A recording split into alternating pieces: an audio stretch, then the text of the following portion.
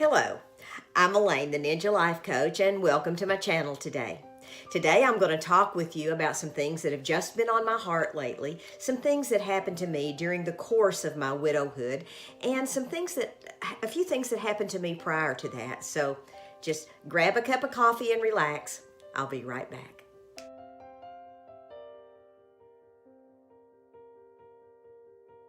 Hey everybody, I'm back. I wanted to talk with you today just about some things that have been on my heart. You know, I don't want the channel to become such a drag that all I talk about is being a widow. And I believe that this is going to be the last in my series for a little while of surviving widowhood, because actually I do have a pink wig that I'm just itching to make a video about. But I wanted to talk with you today about some things that have just been on my heart and some things that I'm hoping will really help you ladies and will just minister to your hearts. And the first thing that I want to talk with you about is after my husband died, I had no idea that there were so many incidental things, little bitty nitpicky things from day to day that I was going to have to take care of. I had never given that any thought whatsoever, like who's going to take out my trash, for instance? Who's going to fix my car? Who's going to, clean my bathroom? Because that was Greg's job. He always scrubbed the shower down for me. That was one thing he always did. And I had never given that any thought whatsoever, and I had never really worried about it until that point. But once your spouse is gone, you quickly realize how much you took them for granted. You realize how much of these little things that you're going to have to do. And that really came home to me and really hit me home one day when I realized that the garbage was just starting to smell. And I was like, this garbage really stinks. And I don't know, when is Greg going to take out that garbage? That was my first thought. And then it hit me, well, Greg's not going to take out the garbage. You are going to have to take out this garbage. You're going to have to haul it off. You're going to have to do everything that Greg did. You're going to have to load this into your car. You're going to have to drive it to the dump.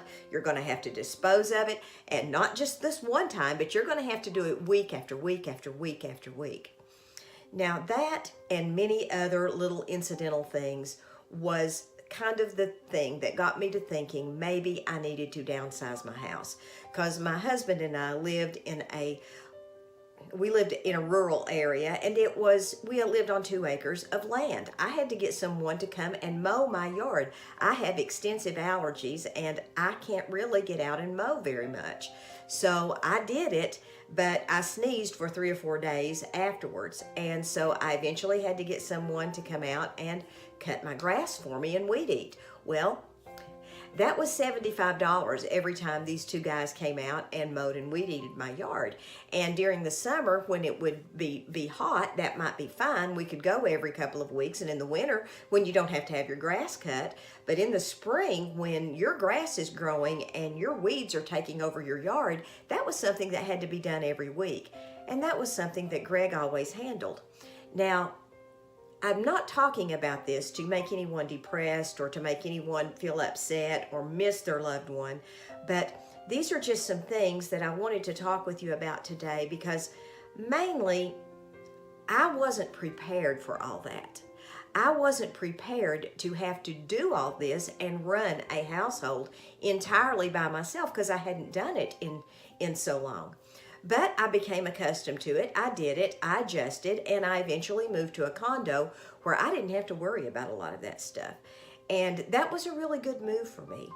But I know for some of you, that might not be what you want to do. You may want to stay in the home that you and your spouse occupied. That may be very, very important to you. And if you do, that's perfectly fine.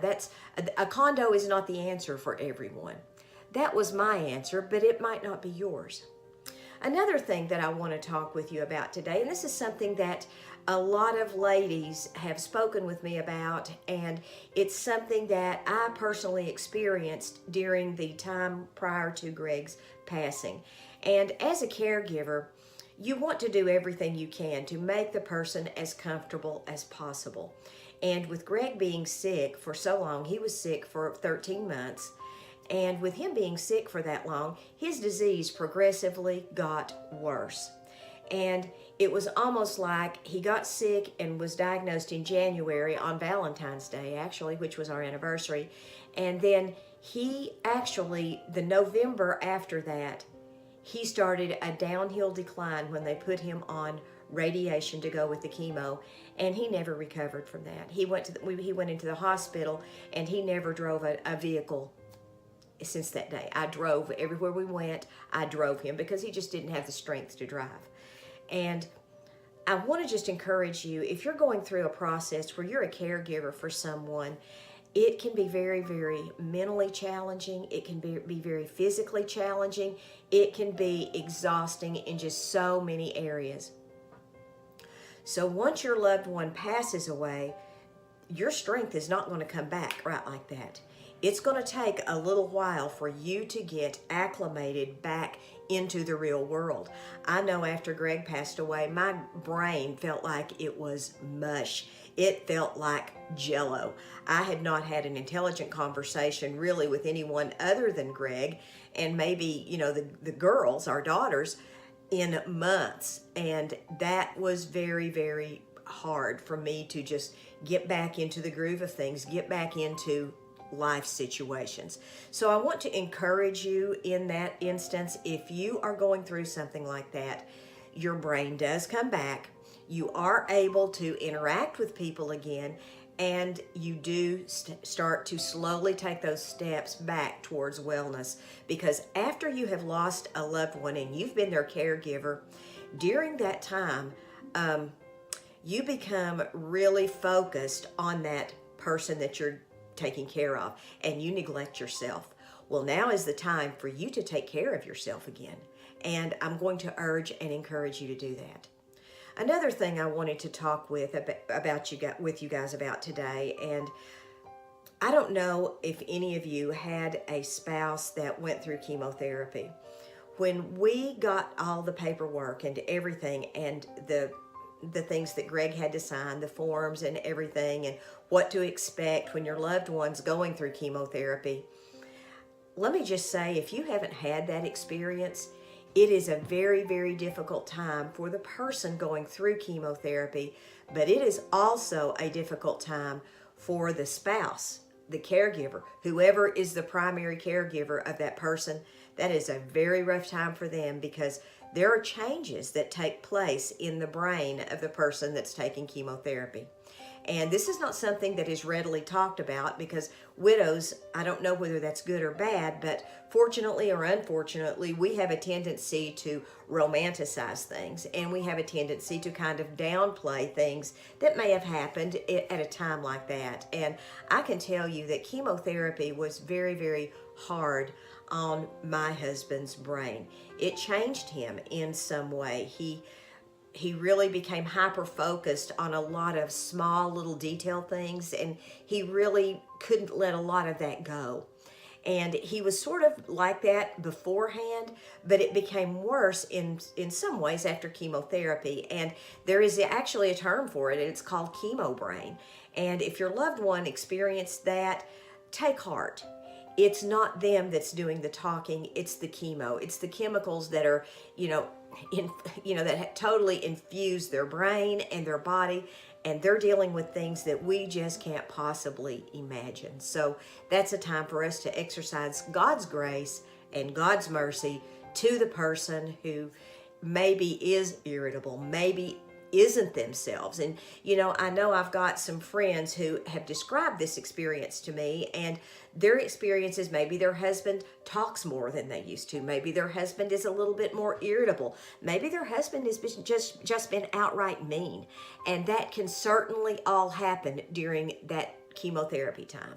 The good news is that does kind of go away with time after the chemo kind of flushes itself a little bit out of the body, I'm told.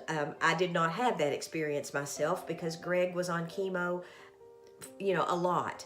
But that's okay. He kind of calmed down as the disease progressed, and he got worse, and he just became more focused on trying to get better. And we became more focused on us as a couple and what could we do in the closing months of his life to make the last few months of his life as easy as possible. And that's what we kind of focused on, and that really worked out for us. I hope this helps you guys. I wanted to just speak a little bit about this from my heart, because I get asked about this some from friends of mine who may be widows or who may be going through a process with their husbands. Maybe their husband isn't dying. Maybe their husband is just sick and they're the caregiver. But these are some things that I personally experienced, and I just want to encourage you that God will help you through every step of the way. I know it's very hard. It's very difficult. It was for me. There were times when I went back in the bedroom and I just cried, because I was like, I don't think I can take another day of this. It was just so difficult. But you know, with God's help, He brought me through that. I was able to get back up, and I was able to take another day of that. I was able to take another month of it. In fact, I was able to take 13 months of it. And you can too. I hope you guys have a wonderful day. Like and subscribe and ring the notification bell to my channel. There's a lot more to come. I have a pink wig that I'm going to review on my next video. Please go on Amazon, and I'll drop a link down here for you to check out my book. It's called Lord, Am I Going Crazy? And it's a devotional guide for ladies. God bless you. Maranatha.